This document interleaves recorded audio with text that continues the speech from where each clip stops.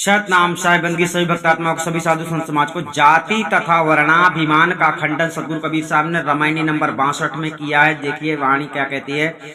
जो तू करता वर्ण विचारा जनमति तीन दंड अनुसारा जनमत शूद्र मुए पुनि शूद्रा कृतम जनेऊ घाली जग धंधा। जो तू ब्राह्मण ब्राह्मणी को जाया और राह दे काहे न आया। जो तू तुर्क तुर्कुनी को जाया पेटा ही कहे न सुन्नति कराया। कारी पीरी दूहम गाय ताकर दूध देव बिलगाई छाण कपट न अधिक से आनी कहाई कबीर भज सारंग पानी। सदगुरु यहाँ पर आप इसकी व्याख्या चल रही है। हे ब्राह्मणों, जो तुम लोग जात तथा वर्ण का अभिमान करते हो कि मैं ब्राह्मण हूँ और सर्वसे श्रेष्ठ पूज्य हूँ, अन्य सब लोग नीच हैं, इस अभिमान को त्याग करिएगा। यदि आप लोग ऐसा मानते हो कि मैं सर्वसे श्रेष्ठ उच्च कुल ब्राह्मण हूँ, तो जन्म से ही आपके पीछे आध्यात्मिक, आदि भौतिक और आदि दैविक इन तीनों दंडों का अनुसार क्यों हुआ। अर्थात आप लोग के पीछे इन कर्मों के तीन दंड क्यों लगे हैं। अतः तुमको इनसे मुक्त रहना चाहिए था, तो तुम्हारी अन्य लोगों से विशेषता हो सकती थी। जब इन दंडों के बंधन में अन्य सब मानव प्राणी बंधे हुए हैं और उन्हीं तीन दंडों से आप लोग भी बंधे हुए हैं, तब तो अन्य लोगों से आपकी कोई भी विशेषता नहीं है। अतः सबके साथ सामान्य सिद्धि होती है। यदि आप ब्राह्मण और शूद्र का विचार करते हो तो ठीक नहीं है, क्योंकि जन्म से सभी लोग शूद्र ही दशा में होकर उत्पन्न होते हैं, क्योंकि शूद्र कहे जाते हैं। जो मलिन तथा गंदे पने से उत्पन्न हो और मलिन तथा गंदे पेशे कर्मों को करता है और जिसके मन का स्वभाव भी गंदेपन से रहता है। अतः जब माता के पेट से बालक उत्पन्न होता है, अर्थात माता के पेट से बाहर निकलता है, तब मलिन गंदेपने से ही उत्पन्न होता है। और बाल्यावस्था में जब तक शुद्ध और अशुद्ध आचरणों का ज्ञान नहीं होता, तब तक वह बालक धूल मिट्टी तथा मल मूत्र में ही खेलता रहता है। यही शूद्र दशा है। इस विचार से जन्म काल में और मृत्यु काल में भी सभी की शूद्र तथा मलिन दशा ही होती है, क्योंकि मृत्यु काल में भी मरीज ज्वर इत्यादि रोगों से ग्रसित हो जाते हैं, तब स्थान आदि सभी शुद्ध क्रियाएं उसकी छूट जाती हैं।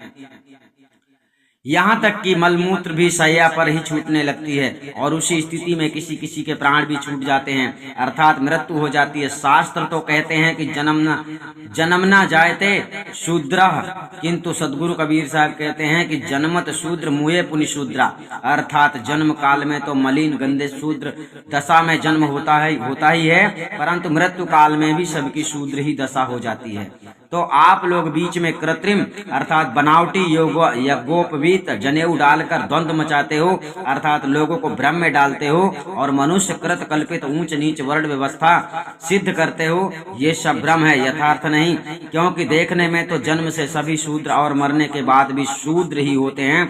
तो कृत्रिम जनेऊ डालकर समस्त संसार में झगड़ा फैला रखा है। यह कैसा प्रपंच है, क्योंकि सभी सामान्य मनुष्य मात्र है, आत्मा की तो कोई जाति नहीं है। एवं ऊंच नीच का झगड़ा व्यर्थ है, क्योंकि मुसलमानों के राजत्व काल में ऊंच नीच के झगड़े के कारण हिंदू लोग संगठित होकर मुसलमानों के साथ मुकाबला नहीं कर पाते थे, क्योंकि हिंदू समाज में जाति पाति वर्ण व्यवस्था के कारण बड़ी भारी फूट थी। इसलिए उस समय जातीयता के कारण ही हिंदू और मुसलमानों में झगड़ा हुआ करता था। हिंदुओं में ऊंच नीच के कारण फूट थी और मुसलमानों के हाथ में राज्य सत्ता थी।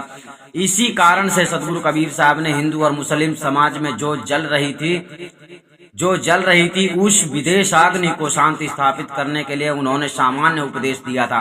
ब्राह्मणों, जो तुम लोग ब्राह्मणी से उत्पन्न हुए हो, तो योनि के सिवाय किसी अन्य मुख आदि से क्यों नहीं आए उत्पन्न हुए। और हे मुसलमानों, जो तुम लोग तुर्कनी से अर्थात मुसलमानी से उत्पन्न हुए हो, तो पेट में ही क्यों नहीं सुन्नत कराकर उत्पन्न हुए हो, अर्थात सुन्नत कराने से मुसलमानी मानी जाती है। इसलिए ये सब साहब कह रहे कि पेट में क्यों नहीं किए। हे ब्राह्मणों, यदि तुम लोग ब्राह्मणी से उत्पन्न होने मात्र से अपने को श्रेष्ठ मानते हो, तो सृष्टि काल में ब्रह्मा जी के मुख से उत्पत्ति हुई ऐसा पुराण आदि में लिखा मिलता है। ये साहब कह रहे लिखा मिलता है, परंतु ऐसा सत्य नहीं है। तो वैसे ही अभी ब्राह्मणी के मुख से ही क्यों नहीं उत्पन्न होते हो। इसी प्रकार है मुसलमानों, जो तुम लोग मुसलमानी के पेट से उत्पन्न होने मात्र से अपने को श्रेष्ठ मानते हो, तो मुसलमानी के पेट में जब तुम थे तभी सुन्नत कराकर क्यों नहीं उत्पन्न होते हो। हो। अतएव किसी जाति विशेष में जन्म से कोई ऊंच नीच नहीं हो सकता है, किंतु ऊंच नीच तो उत्तम मध्यम निकृष्ट कर्म पेशों के करने से ऊंच नीच बनता है। काले रंग की और पीले रंग की गायों को दूहो अर्थात अनेक रंग की गायों को एक बर्तन में दूहो एवं सबके दूध मिल जाने पर बाद में उनके दूध को अलग अलग करके दिखाओ, अर्थात उनको अलग करना असंभव है। इसी प्रकार अपरिचित पुरुष की जाति जानना भी असंभव है। इसलिए हे मनुष्य, तुम लोग बहुत चतुराई और छल कपट को छोड़ दो। सदगुरु कबीर साहब कहते हैं कि तुम लोग ऊंच नीच के अभिमान से पतन तथा देश मूलक कलह मात्र ही होता रहता है, कल्याण नहीं होता है। इसलिए अपने आत्म कल्याण के लिए सच्चे भेदी सतगुरु की शरण में जाओ। वे सतगुरु ज्ञान रूपी धनुष बाण से सत्संग द्वारा सभी प्रकार के अभिमान तथा भ्रांति शंकाओं को विनाश कर आत्मा परमात्मा का परिचय युक्त सार शब्द परमात्मा में स्थित कराकर सभी जन्म मरणादि अज्ञानमय दुखों को संहार करके सर्व बंधनों से छुटकारा करा देते हैं। कौन? सच्चे भेदी गुरु।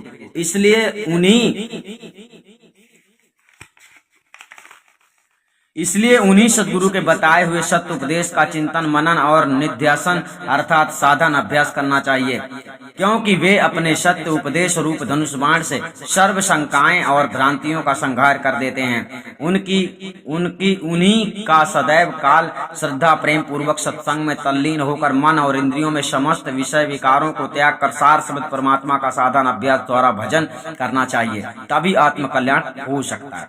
ठीक है, जो आत्म कल्याण करना चाहता है, जो आत्म कल्याण के लिए दौड़ रहा है, उसे चाहिए कि सतगुरु कबीर साहब का असली ज्ञान अच्छी तरह से समझे। सतनाम साहिब बंदी, हम आपको फिर मिलेंगे। आपको लगातार देखना है सतगुरु कबीर साहब का बीजक, जो असली मूल ज्ञान है। सतनाम साहिब बंदी।